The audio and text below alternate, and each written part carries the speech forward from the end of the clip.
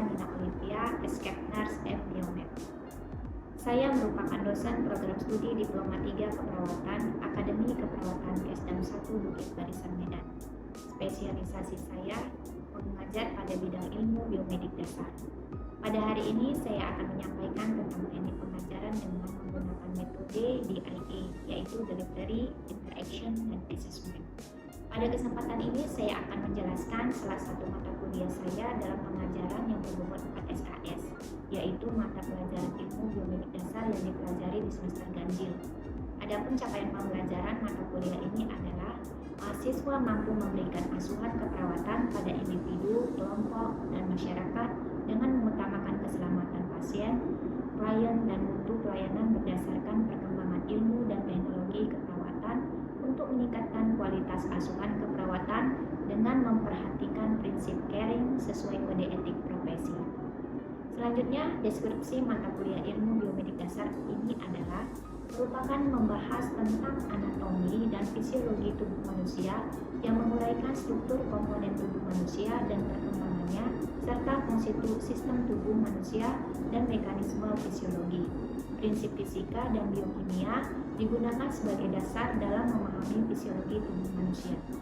Kemampuan yang diharapkan setelah mempelajari mata kuliah ilmu biomedik dasar, mahasiswa mampu menguasai konsep fisika dalam keperawatan, menguasai prinsip dasar biologi dalam keperawatan, menguasai prinsip dasar biokimia, menguasai dasar-dasar anatomi fisiologi tubuh manusia, menguasai berbagai macam jaringan dan sistem tubuh manusia, pernapasan, kardiovaskuler, sistem limpatik dan kekebalan tubuh, pencernaan, endokrin, perkemihan, persarapan, muskuloskeletal, tegmen sensori, dan reproduksi.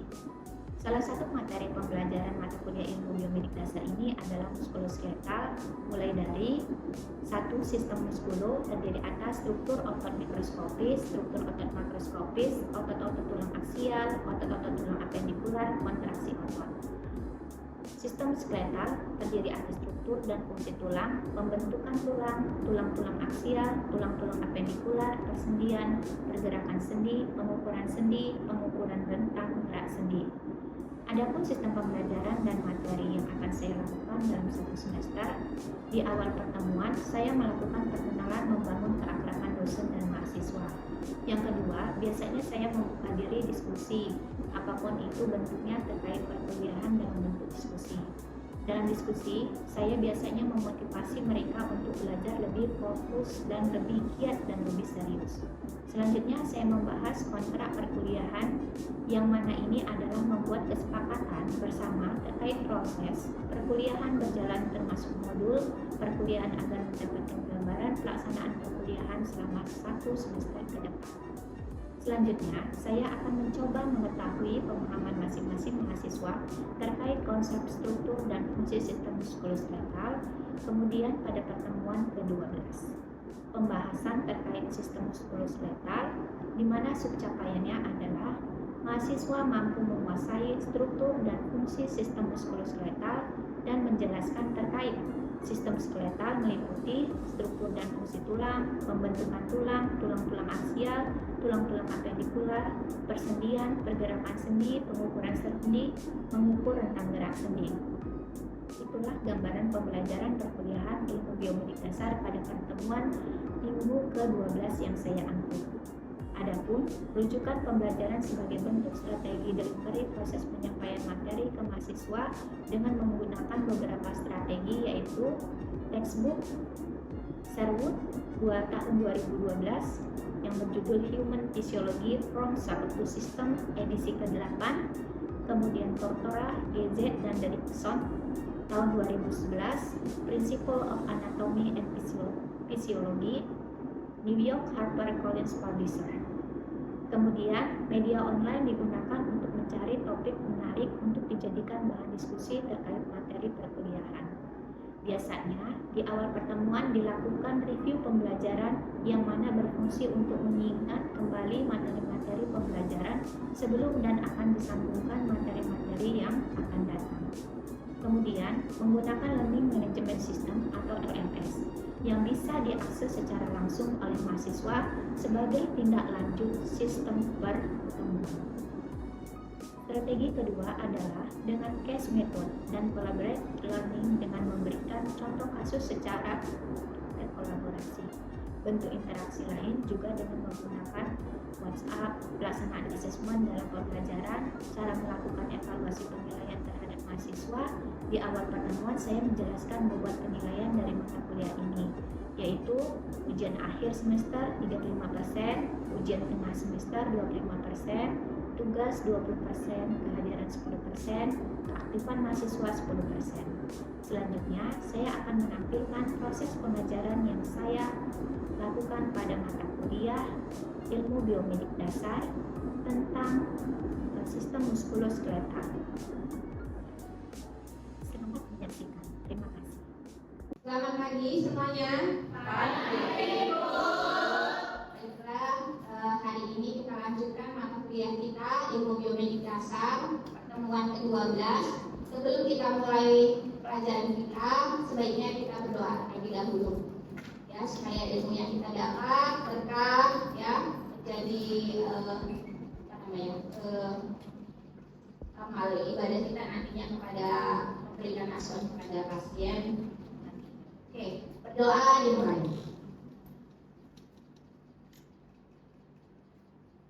Selesai.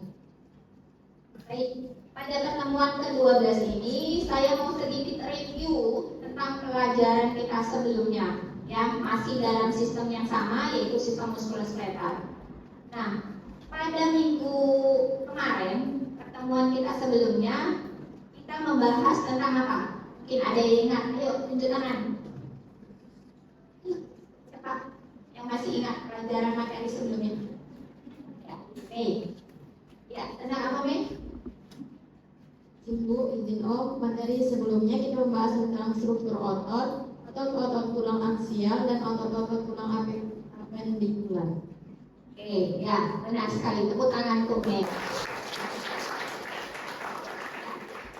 Jadi kita sudah belajar tentang otot, ya. Otot itu kalau kita lihat berdasarkan posisinya, ya, ada yang terletak di jantung namanya otot jantung, kemudian otot lurik itu ada di rangka, dan otot polos itu ada di sebagian besar tubuh kita seperti sistem pencernaan.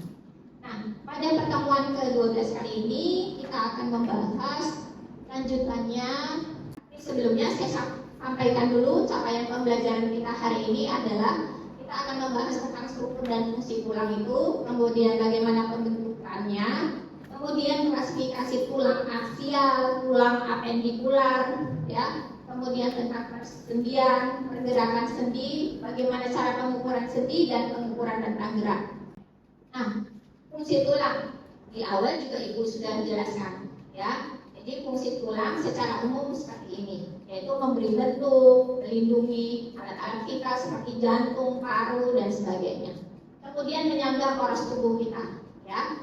Selanjutnya tempat meletaknya otot-otot tadi yang sudah kita pelajari sebelumnya. Kemudian membantu pergerakan sebagai tempat homopoiesis, yaitu tempat pembentukan sel darah merah. Kemudian sebagai tempat penyimpanan mineral, ya, kalsium, fosfat dan sebagai tempat penyimpanan energi.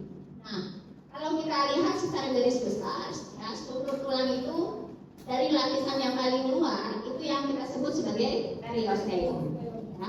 Kita bisa lihat di gambar yang paling bawah itu yang terbuka. Ya. Kemudian tulang kompaknya, tulang padatnya. Selanjutnya kalau kita buka ke dalamnya lagi, itu ada bagian dalam tulang, itulah yang disebut seperti sumsum tulang. Kalau kalian makan sup yang bisa nah itu dia sumsum tulang, ya. Nah, sumsum tulang itu nanti terbagi lagi, ada yang kuning, ada yang merah, ya. Kalau yang kuning itu kita kenal dengan yellow marrow, kemudian kalau yang merah itu seperti red marrow, ya. Selanjutnya, nah ini tadi ya, struktur tulang itu ya terdiri atas yang pertama itu komponen yang kolagen, mengandung kolagen yang fungsinya adalah sebagai kelenturan atau fleksibilitas. Yang kedua itu adalah mengandung ion-ion organik seperti kalsium. Nah, adanya ion kalsium, kemudian fosfor, ya, magnesium, ini berfungsi memadatkan mineral tulang. Ya, jadi tulang bisa menjadi keras, kuat dengan adanya ion ini. Nah, kalau berdasarkan pembentukan tulang, kita di awal pertemuan itu sudah membahas tentang proses diferensiasi sel.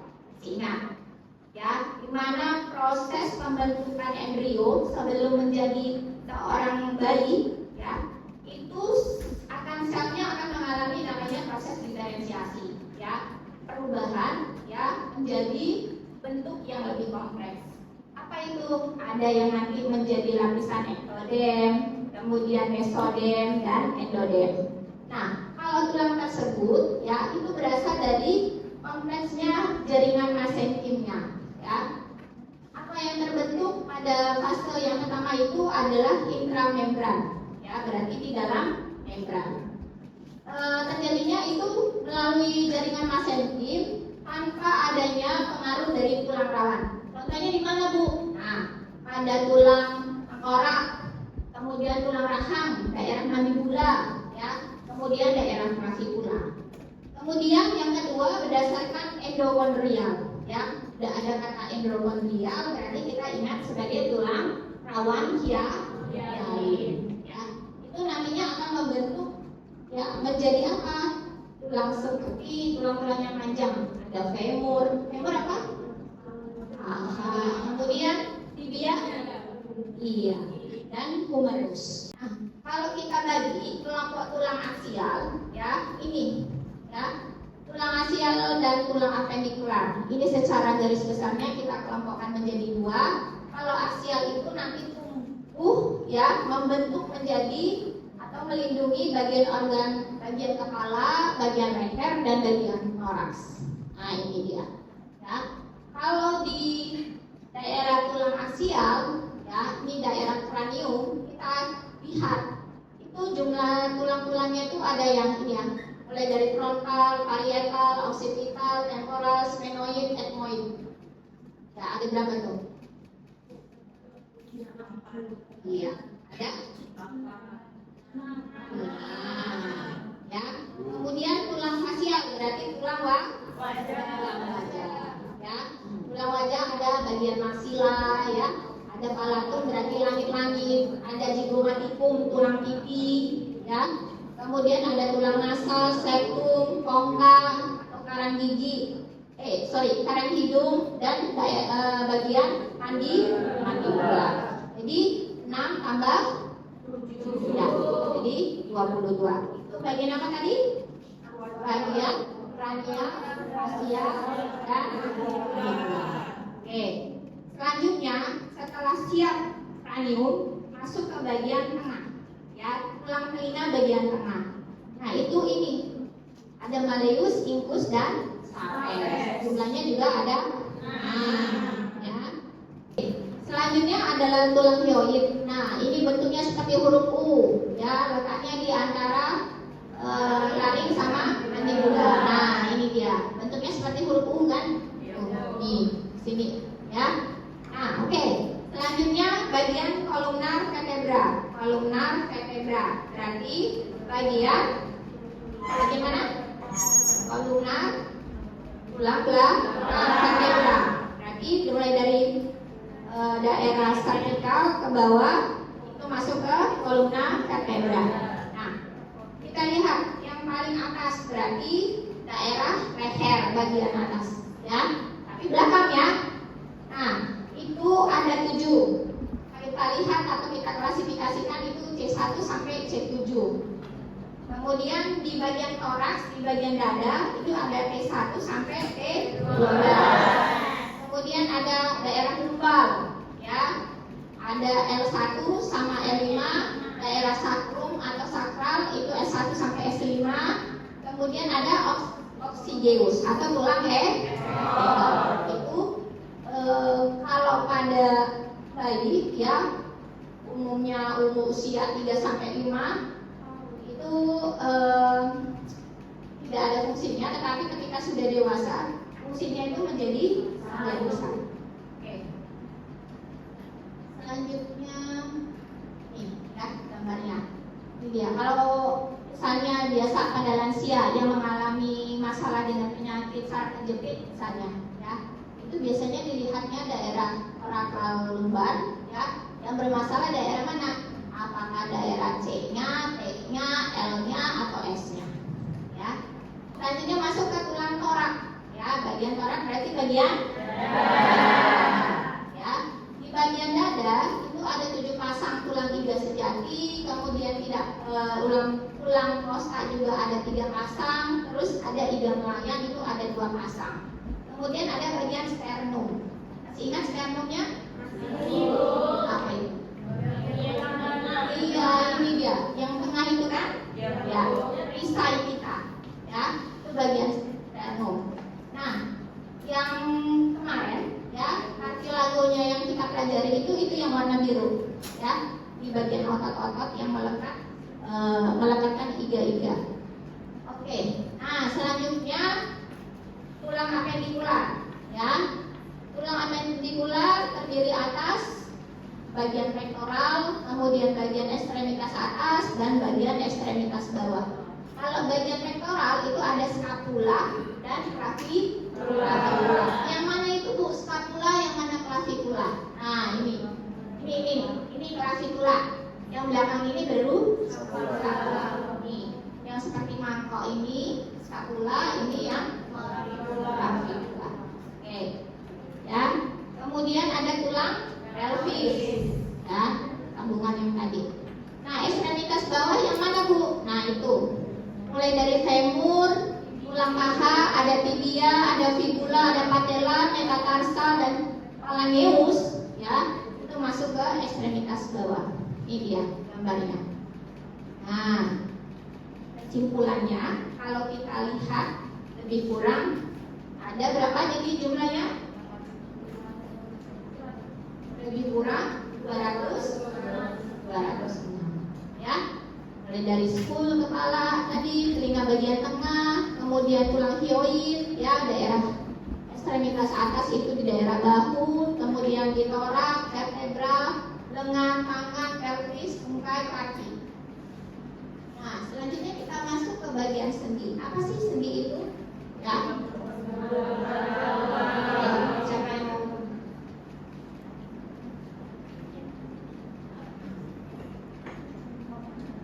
Zimbo dijawab, itu adalah beruang antara lunak. Benar? Ya, kita kasih aplaus untuk si Ayu. Jadi sambungan antara tulang dengan tulang itu disambungkan oleh sendi. Nah, kita lihat klasifikasinya. Ada jenisnya fibros, artinya tidak bergerak, ya. Apa itu contohnya? Ya, tulang kepala, bukan tulang lehernya, ya. Kalau lehernya masih bisa digerakkan, tapi kalau tulang kepala bisa kepalanya berputar gini, enggak, ya kan? Nah, selanjutnya ada kartilago, ya. Ini sedikit pergerakannya, contohnya karena di bagian intervertebra kita bisa fleksi, ekstensi, menunduk, ya, lateral, ke samping, dan sebagainya. Kemudian ada yang bergerak secara bebas atau sinofia, ya. Nah, ini kalau kita lihat di dalam sendi itu ada cairan sendi, namanya cairan sinofia. Fungsinya untuk apa? Sebagai pelumas, ya. Oke, nah ini susunannya kalau kita lihat. Kemudian ini yang penting tentang pengukuran rentang gerak. Banyak pasien-pasien atau kasus-kasus ya yang kaitannya dengan muskuloskeletal itu terganggu pergerakan sendinya, sehingga mengakibatkan dalam waktu jangka yang panjang dia sama sekali tidak bisa menggerakkan tubuhnya, ya. Seperti pada kasus penyakit apa Bu? Itu pada stroke, pasien dengan fraktur, ya, sudah dioperasi tapi tidak mau menggerakkannya, akhirnya atrofi, mengalami pengecilan. Kenapa? Sirkulasinya yang nggak bagus. Akibat sirkulasinya yang nggak bagus, pertumbuhan jaringan sel tulangnya menjadi lambat, ya. Kemudian perlu nggak kira-kira rentang gerak room ini Bu kita lakukan? Perlu lah, iya. Nah, terkait dengan hal itu, ini ada materi yang terkait dengan penelitian saya, yaitu tentang pengaruh pemberian discharge training. Discharge training itu seperti SOP. Apa sih yang harus dilakukan oleh pasien stroke kalau sudah pulang ke rumah? Ya, salah satunya isinya adalah tentang bagaimana dia melakukan aktivitas. Ya, sehingga diharapkan kalau dia melakukan aktivitas akan meningkatkan kemampuan dia untuk kepercayaan dirinya. Biasanya kalau ada orang sudah stroke, stres dengan penyakitnya, takut, ya kan? Bagaimana kehidupannya jangka panjang, akhirnya kualitas hidupnya menurun. Jadi diharapkan dengan adanya latihan rentang gerak, dia akan meningkat. Nah, bagaimana Bu? Kita akan melakukan berbagai proses rentang gerak sendi. Nah, yang mana saja itu Bu? Seluruh sendi bisa kita gerakkan, ya, sesuai dengan berbagai fungsi. Nah, kita lihat yang pertama ada 3 jenis hubungannya dulu. Ya, yang pertama itu adalah sendi dengan sinartrosis, artinya dia tidak bisa bergerak. Contohnya pada tulang tengkorak tadi. Amfiartrosis, ya, dia bisa bergerak. Ada sendi engsel. Nah, ini dia pergerakannya seperti ini. Ya, ada fleksi, ada ekstensi, ya. Kemudian ada apa lagi? Hiperfleksi, hiperekstensi, ya. Circumdension nanti di bagian inversi dan eversi di bagian ekstremitas bawah dan sebagainya. Nah, untuk pengukurannya bagaimana Bu? Itu ada ukurannya, derajatnya, ya, sesuainya. Contoh misalnya bagian spina sama vertikal kan nggak mungkin kita putarkan itu sampai 180 derajat, ya kan? Atau 360 bisa nggak mutar? Nah, itu ada ketentuannya masing-masing. Contoh fleksi 45, ekstensi 55 dan sebagainya. Begitu juga misalnya dengan lumbar, ya, jari pergelangan, siku, kemudian daerah bahu, jari kaki dan sebagainya. Ini referensi yang saya dapat, ya, berdasarkan rujukan beberapa buku literatur juga. Terima kasih. Mungkin sampai di sini ada yang ingin ditanyakan? Pas? Ya, saya harap. Ya, oh, silakan. Izin Bu, ini yang terkait untuk yang stroke tadi. Ketika kita menemukan pasien yang stroke, gerakan seperti apa yang diajukan? Contohnya, tangan ini kan sudah nggak bisa digerakkan, harus diangkat untuk membantu aktivitas dia biar tidak terlalu berat. Untuk gerakannya seperti apa? Bagus saya pertanyaannya. Ayo kita kasih aplaus dulu untuk tidak semua ya gerakannya itu bisa dilakukan. Nah, maka tahapan yang awal adalah kita melakukan pengajian terlebih dahulu. Pengajiannya apa? Yang tadi, room tadi. Kira-kira dia bisa untuk daerah cervical nih, di daerah tulang leher. Bisa nggak fleksi? Bisa nggak ekspresi? Kalau bisa berapa derajat? Penuh nggak? Nah, jadi kita harus tahu dulu tadi batasan normalnya. Nah, kemudian prinsipnya setelah kita tahu melakukannya, kita juga harus mengetahui kondisi tekanan darah karena berkaitan dengan kondisi fisiknya. Dia mampu melakukan atau tidak. Kita ukur dulu tekanan darahnya. Kalau bisa normal, nah kita lakukan terapi. Terapinya yang bagaimana? Kalau dia tadi yang hemiparese, berarti dia yang separuh stroke-nya, berarti kita fokusnya pada ekstremitas yang terganggu. Tapi tetap pada ekstremitas yang sehat juga kita lakukan. Namanya isometri. Ya, jadi sama dia gerakannya. Misalnya yang bermasalah yang kanan, maka tetap kita lakukan yang kanan juga, fleksi, ekstensi dan sebagainya. Begitu ya Om? Jelas? Untuk tekanan darah 240. Oh, kalau tekanannya 240 usia? Usia 56. Usia 56. Itu berarti udah jauh dari normal. Ya, kalau berarti kita harus memfungsikan kegiatan atau latihan yang sesuai dengan yang bisa dilakukannya aja. Ya, misalnya awali aja dulu dengan miring kanan bisa enggak, miring kiri bisa enggak. Nah, kalau sudah bertahap, kemudian kalau sudah bisa miring kanan, miring kiri, kemudian mulai duduk. Ya, Bisa nggak dulu? Pertama dibantu, mungkin kalau belum bisa. Nah kalau nggak bisa, ya udah kita lakukan aja. Yang penting dia melakukan pergerakan dari kanan dari kiri dulu. Kemudian ekstremitas tetap, ya, ujung-ujung perifer tetap harus digerakkan, ya. Jadi ada gerakan misalnya pronasi, supinasi, ya, lateral, ya, medial, kemudian circumflexion,